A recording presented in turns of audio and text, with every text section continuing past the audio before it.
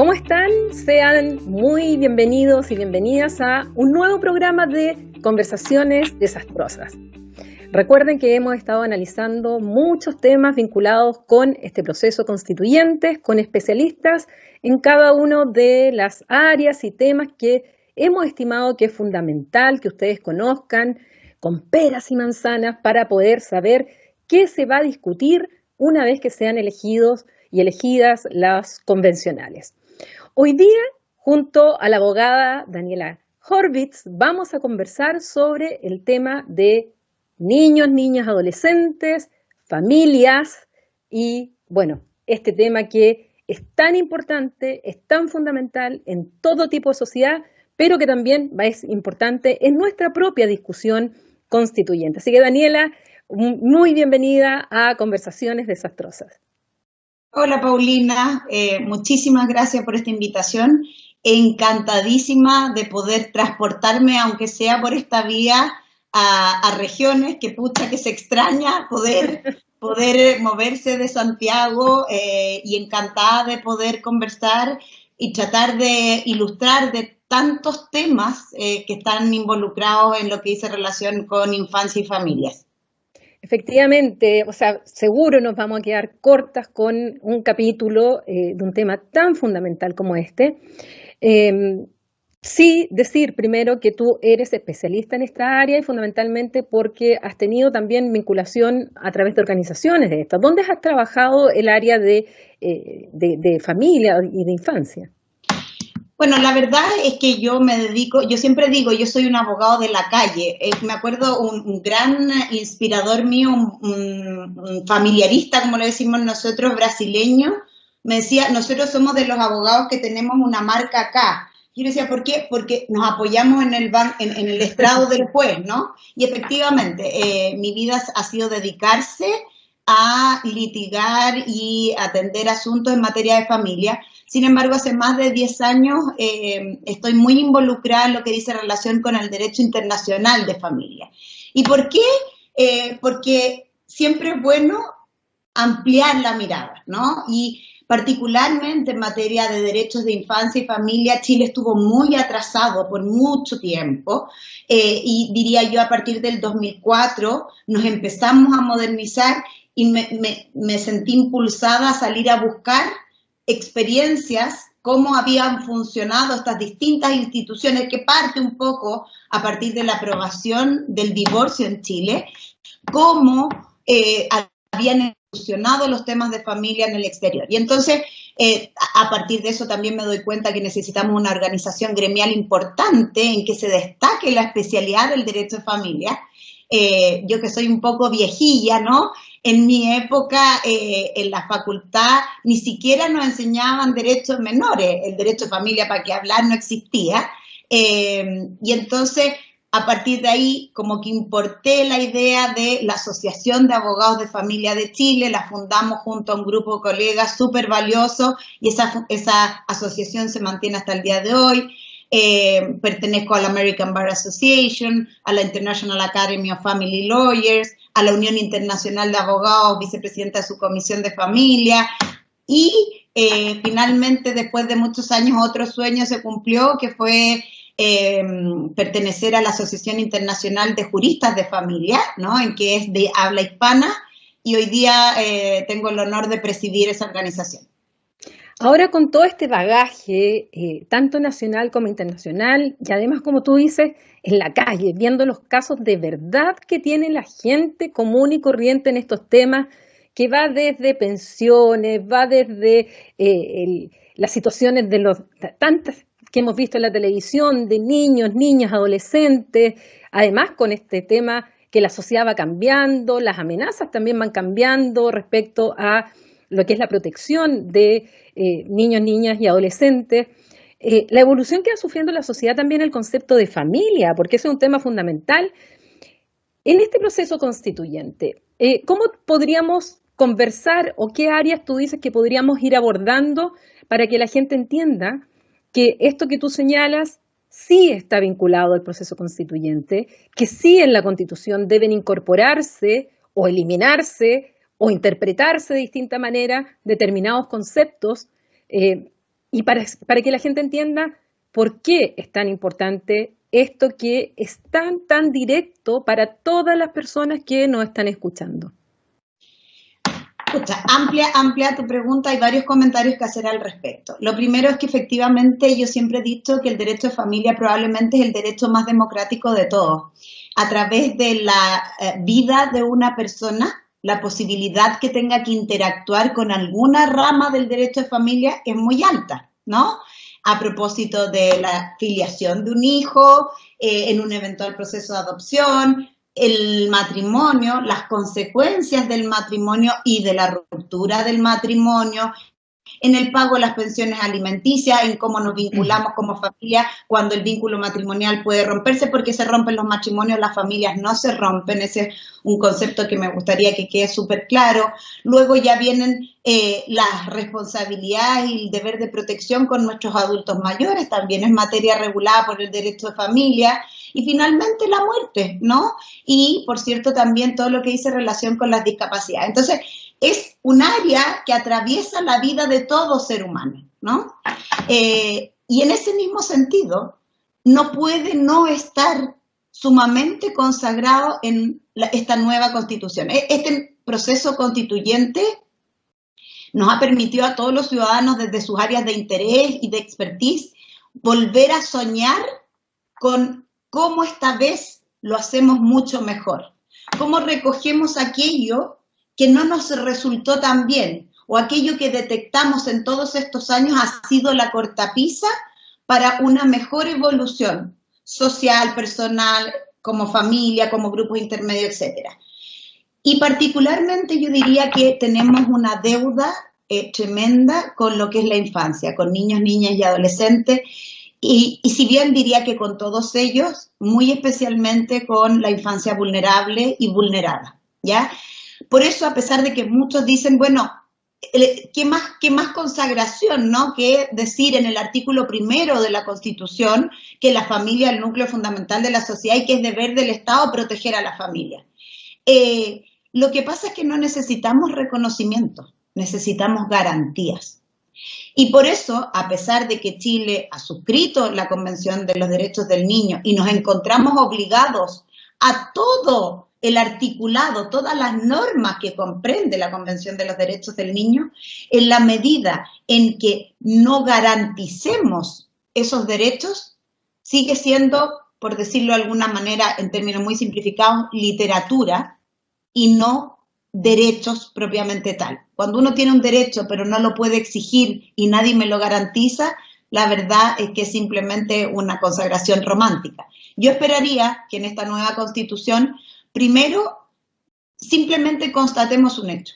Aquí no podemos seguir hablando de la familia, Paulina, porque este país se conforma de muchos tipos de familias y todos esos tipos de familias requieren reconocimiento, dignidad y protección, porque cuando uno protege las familias, lo que en realidad protege al final del día, ¿no? Es esa unión amorosa que se produce, que fortalece el tejido social, y cuando hay niños, por consecuencia, protege a esos niños que están dentro de ese grupo. Entonces no podemos dejar a nadie afuera, al contrario, tenemos que incorporarlos a todos. Ahora, en ese sentido, para que quienes nos escuchan, por una parte son las normas fundamentales que están en la Constitución y después viene toda la legislación que debe ir en el sentido de esa Constitución. Entonces, ¿cuál sería el efecto que tendría que la Constitución hablara de familias y después viéramos eso reflejado en la legislación, desde cambios, qué sé yo, al Código Civil, a otras normas que dicen relación con ese cambio de concepción de que no hay una sola familia, sino que hay varios tipos de familia y todas son dignas de protección? Voy a poner un ejemplo, voy a tratar de ser concreta para que se pueda entender justamente esto que tú me dices. Si nosotros en la Constitución hablamos de las familias, ¿no? Entendemos que familia no se conforma única y exclusivamente por un matrimonio entre un hombre y una mujer que pueden y están en condiciones de procrear, ¿no? Lo ampliamos, decimos, bueno, este concepto puede abarcar mucho más que este concepto original o histórico, ¿ya? Y en ese sentido, entonces, voy a una norma que la mayoría de la gente alguna vez en su vida ha escuchado hablar. Por ejemplo, la declaración del bien familiar, ¿no? Tú sabes que solamente puede pedir que se declare bien familiar aquel inmueble que servía de residencia principal a la familia, él o la cónyuge. O sea, eso quiere decir que cuando existió, por ejemplo, una convivencia de larga data, ¿no? Una pareja que ha vivido 15 años juntos, que tiene 2, 3 hijos, aquel que se queda en esa casa y que no tiene derecho de dominio sobre esa casa, no puede pedir la protección para ese grupo familiar, salvo en cuanto haya existido matrimonio entre esos adultos. Y yo digo, ¿por qué hacemos esa discriminación entre hijos nacidos dentro y fuera del matrimonio para una cosa tan esencial como proteger la vivienda y el hogar donde además han venido viviendo y desarrollado su vida hasta el momento de la ruptura de la pareja? Entonces, cuando ampliamos el concepto desde nuestra Carta Magna, se descuelga de allí hacer toda una legislación coherente hacia abajo, ¿no? Hacia todas las normas que regulan instituciones como el bien familiar, el matrimonio, el cuidado personal de los hijos, el deber de cuidado con los adultos, etc. Ahora, en esta discusión respecto de la familia, ha habido ciertos avances. Antes, cuando empezamos a estudiar, somos de la misma época, así que cuando empezamos a estudiar nos enseñaban de los hijos legítimos e ilegítimos, nos decían que no existía el divorcio vincular, y finalmente se utilizaba, porque la práctica no era que no se divorciara la gente, en el sentido que se mentía, llevaban testigos que decían que las personas no vivían donde decían que vivían, por lo tanto el juez era incompetente y se anulaban los matrimonios, que al final era peor que regular el divorcio con todas sus causales. Entonces, esto ha ido de alguna manera cambiando, pero resulta que han habido avances de la sociedad y avances reales en el cual exigen también otros acomodos de nuestra legislación. ¿Dónde más crees tú que deberían ir estos acomodos, aparte de ya haber eliminado esta diferencia entre hijo legítimo y ilegítimo, en que hoy día ya existe el divorcio en el caso de Chile? Pero ¿qué más podemos ir avanzando en nuestra legislación a partir de un cambio constitucional que reconozca a las familias? A ver, Paulina, no puedo dejar de reclamar, perdona, pero la lentitud con que Chile ha avanzado en estas materias es dramática. Ha dejado mucha gente, muchos niños desprotegidos a lo largo de los años, ¿no? Cada una de estas leyes que tú mencionas, cuestiones que hoy día yo realmente creo que sensatamente nadie puede pensar, que hace no mucho tiempo existía diferencia respecto de derechos entre lo que llamaban los hijos legítimos e ilegítimos. Piensa en lo que el vocablo quiere decir, o sea, un niño era ilegítimo. Realmente hoy día, y a la luz, por supuesto, en la Convención de los Derechos del Niño, resulta, por decir lo mínimo, una brutalidad, ¿no? Pero cada una de esas obtenciones legislativas ha sido muy difícil de conseguir. Un porcentaje muy importante de los legisladores se han opuesto férreamente a cada uno de esos logros, porque son logros en favor de proteger, por cierto, a la familia, pero proteger a los que necesitan de esa protección con mayor énfasis, que son los niños, niñas y adolescentes. ¿Cómo podemos seguir avanzando? Muchas cosas podemos seguir avanzando. Lo primero es que nuevamente vamos a llegar tarde porque no nos preparamos, sino que simplemente venimos a constatar una realidad. Necesitamos consagrar la existencia del matrimonio igualitario. ¿Ya? Necesitamos consagrar que tengan los mismos derechos filiativos respecto de los hijos. Hoy día estamos cegándonos frente a realidades. Hoy día las parejas homoparentales tienen hijos y lo único que hacen al negar ese reconocimiento es que haya niños menos protegidos legalmente, que en vez de poder exigir sus derechos de 2 personas puedan exigirlo respecto de una, y que frente a una ruptura queden cuncos, ¿no? Cercenados vínculos emocionales y de afectos muy relevantes. tenemos que avanzar en eso, tenemos que avanzar en reconocer y valorizar el cuidado. Las legislaciones extranjeras y diría yo incluso más la jurisprudencia extranjera avanza a pasos agigantados en entender que el cuidado, y en esto particularmente sin duda las perjudicadas son las mujeres. Las mujeres realizan labores de cuidado permanentemente, son labores no remuneradas y tampoco reconocidas. Tenemos que avanzar en términos de cambiar las normas, pero también desde la perspectiva de un reconocimiento cultural. Tenemos que enseñarle a las nuevas generaciones que esa mamá que se queda en la casa, levanta a los hijos, prepara el desayuno, los lleva al colegio, los ayuda en las tareas, esa mamá en conjunto con ese eventual padre proveedor hacen un trabajo conjunto y esa mujer trabaja mucho. Esa mujer no es que no trabaja, como se dice. Los niños a veces inconscientemente dicen, mi mamá no trabaja. No es verdad, tu mamá trabaja mucho. A tu mamá no le pagan por trabajar, que es distinto. Y en ese sentido hay mucho avance que tenemos que hacernos cargo de instituciones como la maternidad subrogada, por ejemplo. Porque no importa la postura que vayamos a tomar, pero tenemos que hacernos cargo. No podemos dejar vacíos que signifiquen desprotección o incluso situaciones peligrosas, como es también la institución del aborto, por ejemplo, que también dice relación con la familia y con el desarrollo de las mujeres y su derecho a su cuerpo, etcétera. Como te dije, casi todas las instituciones tienen que ver, ¿no?, con el derecho de familia. Tenemos necesariamente que hacernos cargo de que Chile es un país que envejece. Hace algunos años se promulgó una ley que creó la cuarta edad. Entonces, promulgamos una norma que reconoce que la existencia de la cuarta edad, pero nos quedamos allí y no tomamos medidas para protegerlos en dignidad, para proveerlos de cuidados éticos y garantizar ese cuidado. Entonces, estamos más o menos bien en temas de reconocimiento, necesitamos dar un paso cuantitativo para las garantías.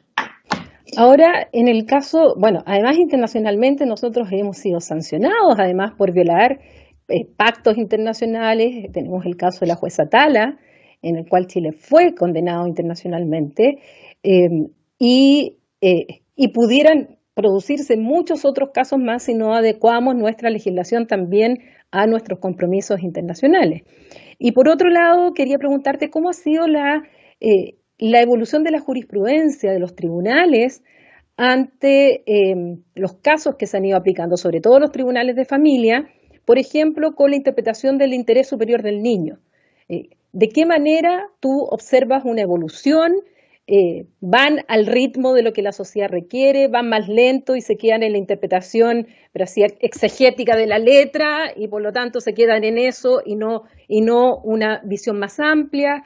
¿Cuál es tu percepción de todo tu trabajo que llevas en el ámbito de familia, pero ya en el ámbito práctico, lo que los tribunales en las distintas partes de Chile deciden al momento en que tienen que fallar un caso, donde se encuentran con estas normas que por un lado tienen la Constitución, que solo habla de la familia, tenemos el no reconocimiento de ciertas situaciones, pero en la realidad vemos que es bastante más complejo que lo que dice la norma?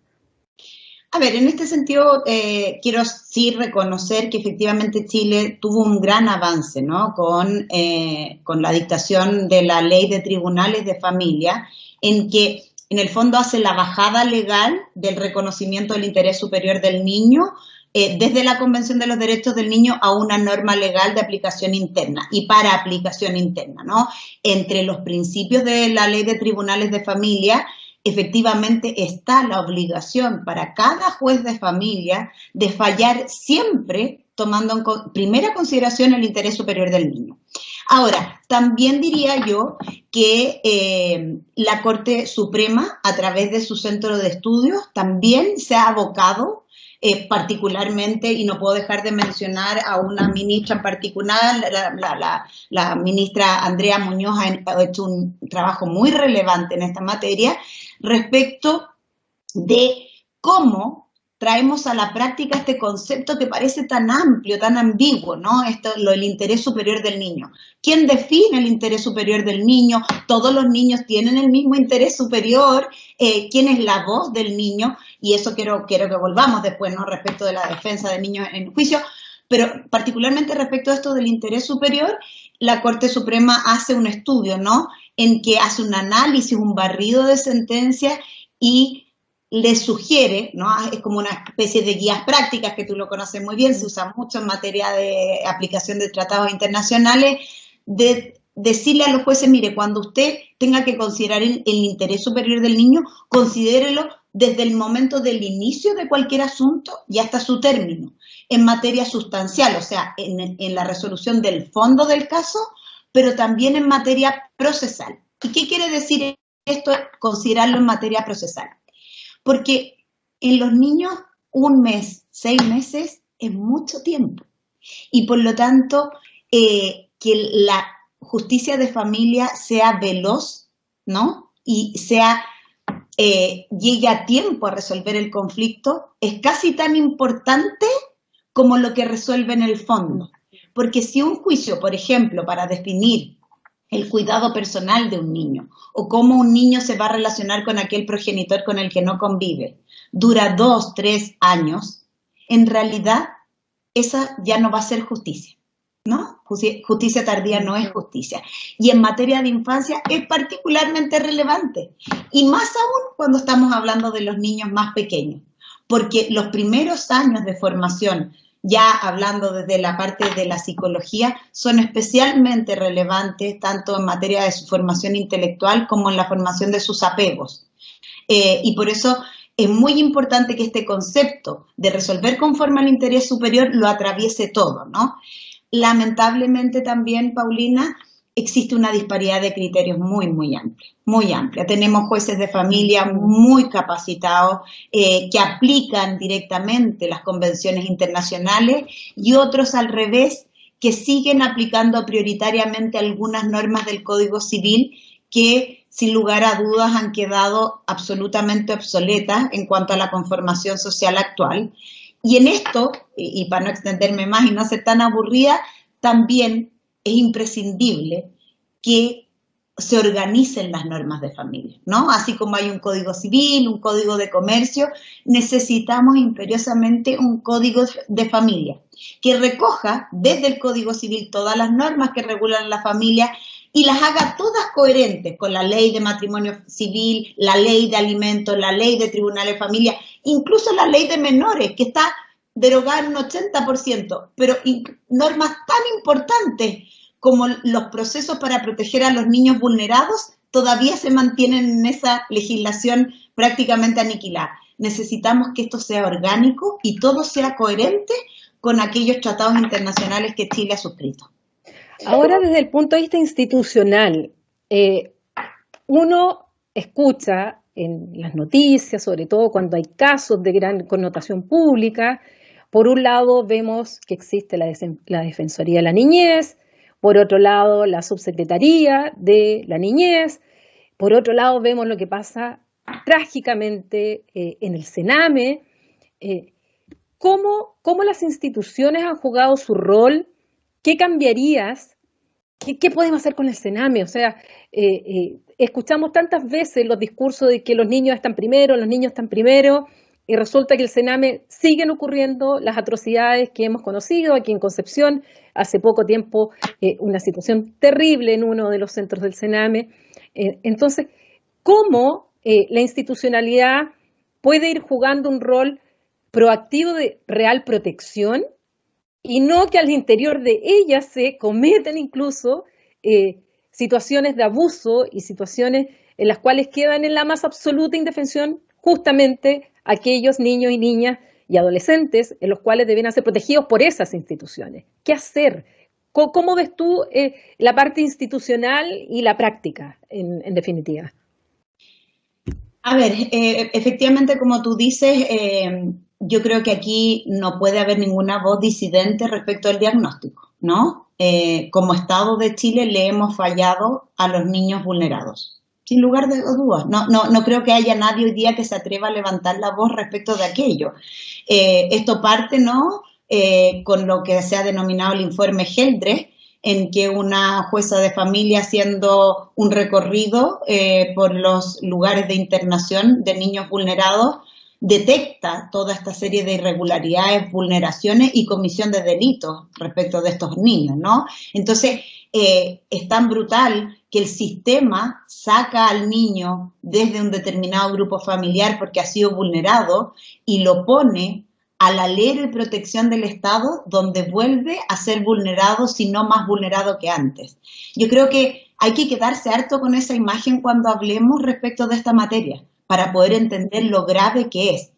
Y a pesar de tener ese diagnóstico ya hace 10 años, diría yo, o por ahí, hemos sido nuevamente sancionados de alguna manera o llamados la atención por las Naciones Unidas, señalando que no hemos evolucionado en la dirección correcta, ¿no? Y si bien ahora se ha sustituido el CENAME como tal, yo diría que aquí falta muchísimo por avanzar. ¿Y por qué? Porque vuelvo, Paulina, a lo que te señalaba al principio, porque nosotros necesitamos una ley de garantías integral, ¿no? Que esto realmente se garantice que esos niños van a ser protegidos por el Estado cuando sean retirados, ¿no?, del seno familiar por algún tipo de vulneración y van a ser institucionalizados, tiene que existir la garantía de que van a ser cuidados. ¿Cómo se arregla esto? Mira, Paulina, también sería demagógico decir que esto tiene una solución única, rápida. No es efectivo, ¿ya? Aquí hay falencias desde muchas perspectivas. Sin lugar a dudas hay falencias legislativas, pero también muchas falencias administrativas y de los recursos que se ponen a disposición de esto. Cuando nosotros tenemos niños vulnerados, necesitamos instituciones. Esas instituciones, ¿de quién van a depender? ¿Quién las va a fiscalizar? ¿Quién le va a proveer de fondos y para qué? Porque esos niños vulnerados necesitan habitación, alimentación, educación, cultura, afecto, cuidado, salud mental. Entonces, muchas áreas tienen que estar coordinadas de manera tal de que realmente podamos proporcionar garantías efectivas. Una cosa que me parece que es exigible y que es muy posible de hacer, si bien avanzamos con la creación de la Defensoría de la Niñez, a mí me parece que todo niño, niña o adolescente que pase por un tribunal de familia, y dejo fuera los tribunales penales porque allí ya lo tienen garantizado, ¿no?, que pase por un tribunal de familia, tiene que tener un abogado independiente especializado para defender única y exclusivamente sus derechos. Y hoy día la figura que existe, que es la del curador ad litem, que es una figura de antaño que se vino a adaptar a este sistema nuevo, no es suficiente. Se necesita crear una institución en que esté especialmente capacitada para llevar a cabo esta labor tan importante. Esa institución permitiría ya un gran avance, porque cada niño institucionalizado tendría un abogado para defenderlo frente a la instancia judicial, porque hay normas que podrían invocar para esa protección, pero hoy día no tienen quien defienda esos derechos en forma efectiva.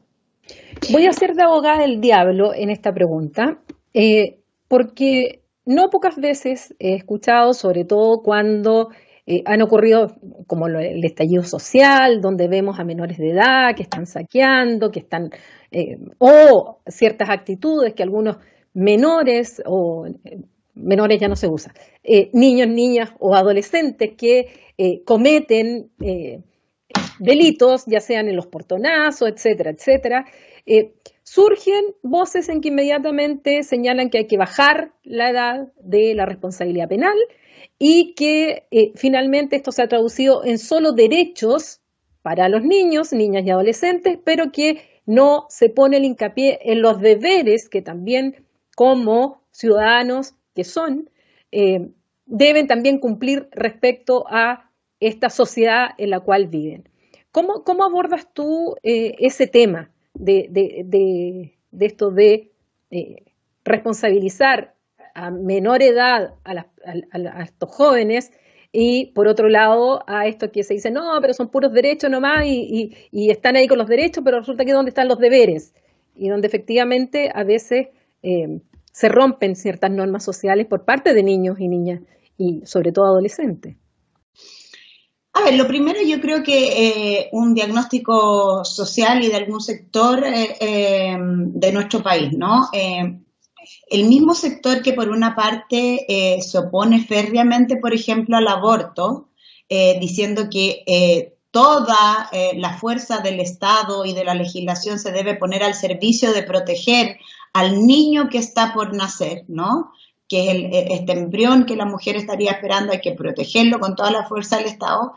Sin embargo, pareciese que cuando ese niño, verdaderamente niño, nace, ¿no? Y nace en una familia pobre, vulnerable, en la cual falta el derecho a la habitación, el derecho a la educación, en que efectivamente por las circunstancias del entorno muchas veces hay severos problemas de drogadicción.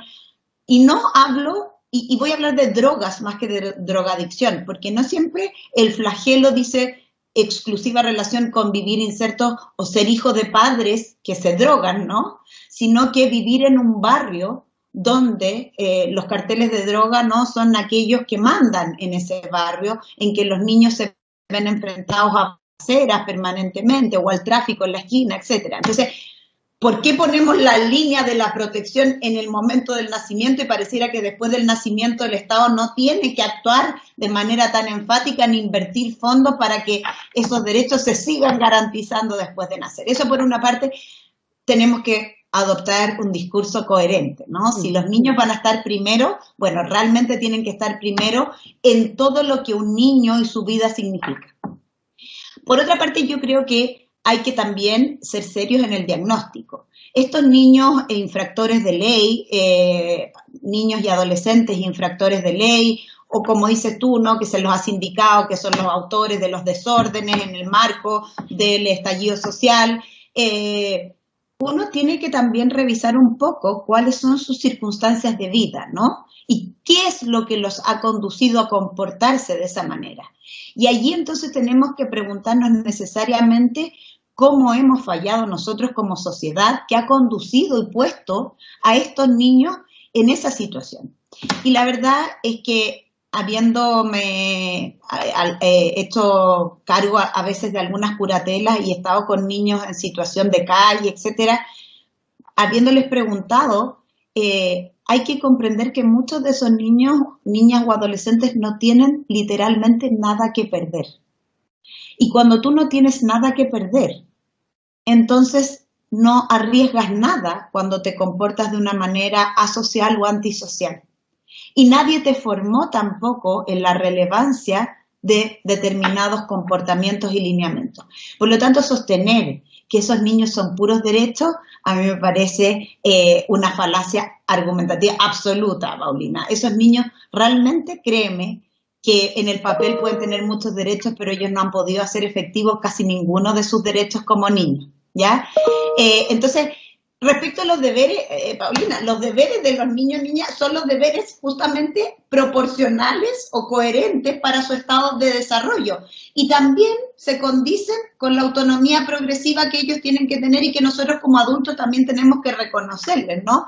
Y a veces, incluso a uno como mamá, los propios hijos la desafían y uno se tiene que ir amoldando a no hacerles caso, que no hay que confundirle, porque aquellos que sostenemos que hay que respetar la voz de los niños y respetar sus derechos, no digo que hay que hacerles caso en todo lo que se les ocurra, porque nuestra labor prioritaria es protegerlos, pero parte de protegerlos es escucharlos y acoger la voz de ellos.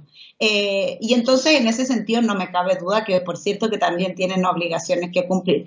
Yo soy absolutamente contraria a rebajar la edad de la responsabilidad penal, me parece absolutamente contrario a los derechos humanos fundamentales y, por cierto, a los tratados internacionales que Chile ha suscrito. Ahora, en ese sentido, hay informes que, como el caso del PNUD, donde habla justamente de las desigualdades, pero hay una desigualdad muy importante que incluso afecta más a las personas en Chile que la de la desigualdad de ingreso, que es la desigualdad de trato. Y resulta que no se trata de la misma manera, ya sea por los medios de comunicación, por los tribunales, por la propia gente, aquellos jóvenes de un cierto sector social que infringen las normas, por ejemplo, ahora las normas sanitarias, respecto de jóvenes vulnerables con estas condiciones que tú señalas, cuando también violan las normas, ya sean sanitarias u otras. El trato es distinto. O sea, no es lo mismo, o a veces los medios de prensa, cuando se trata de la vulneración de ciertos derechos de niños o niñas, de poblaciones mucho más vulnerables, socioeconómicamente más bajas, vemos los matinales llenos de que no tienen ni un problema en mostrar las imágenes, nombres y todo, pero cuando eso ocurre en sectores altos, se ponen las iniciales, se pone mucho cuidado, muchas veces no se aborda de la misma manera. Entonces, aquí también hay un tema de trato, de desigualdad de trato, cuando son unos u otros. Algunos se ganan incluso portadas en algunos medios para explicar por qué hicieron una fiesta violando la cuarentena, o por qué trataron mal a unas personas cuando en la playa le dijeron que se pusieran las mascarillas. Pero resulta que eso no se hace con niños que están muchas veces expresando toda esta frustración, toda esta falta de esperanza, toda esta sociedad que finalmente están fuera de la sociedad, están en un sector, están segregados absolutamente de todo lo que ven avanzar respecto del resto, pero ellos no. ¿Qué opinas tú también de eso, dentro de cómo es esta sociedad chilena y que debemos justamente cambiar? Mira, yo creo que hay un ejemplo brutal respecto a esta materia, ¿no? Yo creo que a todo el mundo, de alguna manera, lo ha escuchado, el niño que lo denominaron el cizarro, ¿no? Un niño que era un niño, era un niño, que fue estigmatizado desde su más tierna infancia, ¿no? Como un delincuente. Un niño que fue estigmatizado como un delincuente. Me tocó conversar la semana pasada porque por las noticias que salieron respecto de él, con quien fuera uno de sus primeros abogados, ¿no? De parte de la Corporación de Asistencia Judicial, y me dijo, pudimos hacer mucho más, debimos hacer mucho más.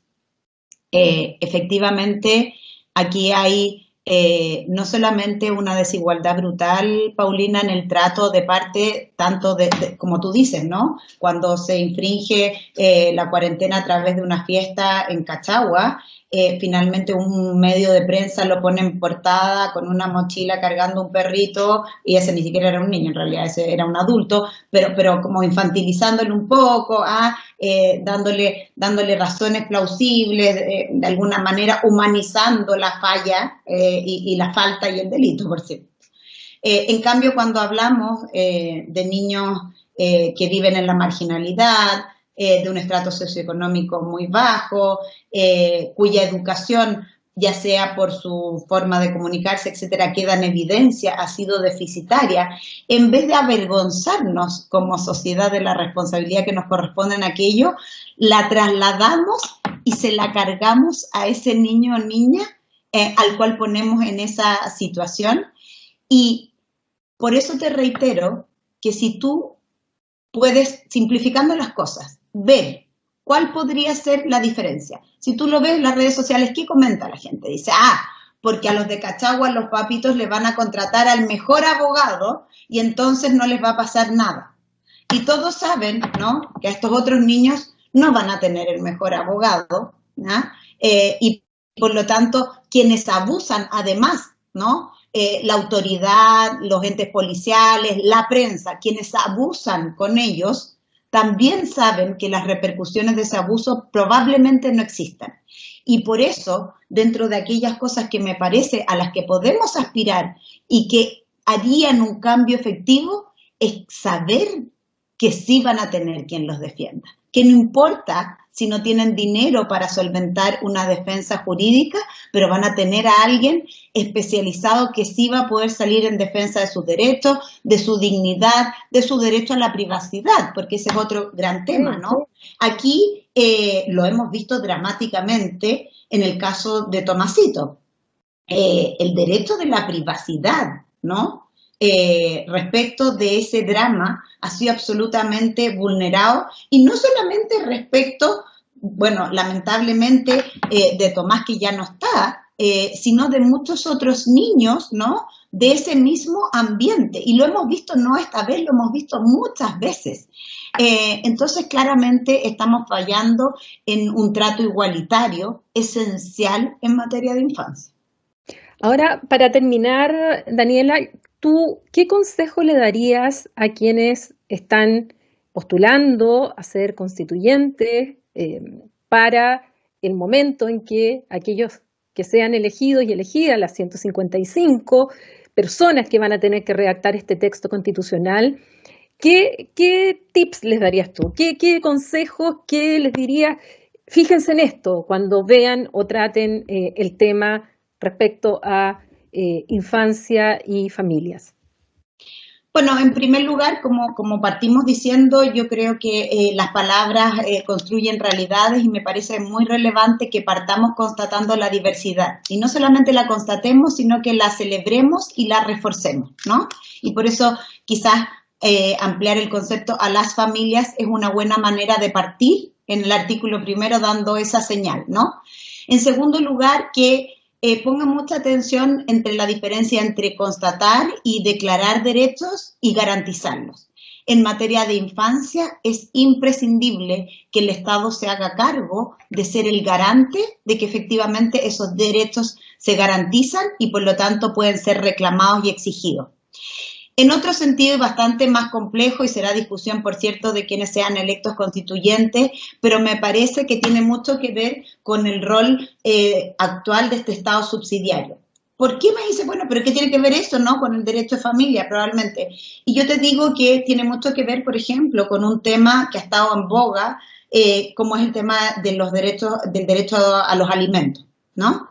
Este retiro del 10% dejó en evidencia aquello que los abogados de familia sabemos hace mucho tiempo, que es las cifras brutales de incumplimiento en el pago de las pensiones alimenticias. Brutales, porque significa entonces que hay una gran cantidad de niños y niñas y adolescentes en este país que no reciben de parte de su progenitor aquello que les resulta mínimo y ya establecido para su correcta subsistencia, y que nadie ha sido capaz de ejecutar aquello que ya está establecido. Esto, Paulina, hay que tener en consideración cuando todos leen las noticias respecto a los incumplimientos en materia alimenticia, piensen que es solamente respecto de aquellos que está determinada la prestación. Imagínense respecto a todos aquellos que ni siquiera han ido a reclamarlo a un tribunal todavía, ¿no? Y entonces, el Estado subsidiario que tiene que ver con esto, ¿no? Es que si entendemos el derecho de alimentos, como lo ha propuesto de una manera muy, muy inteligente una jueza de familia, como un derecho humano fundamental, ¿no?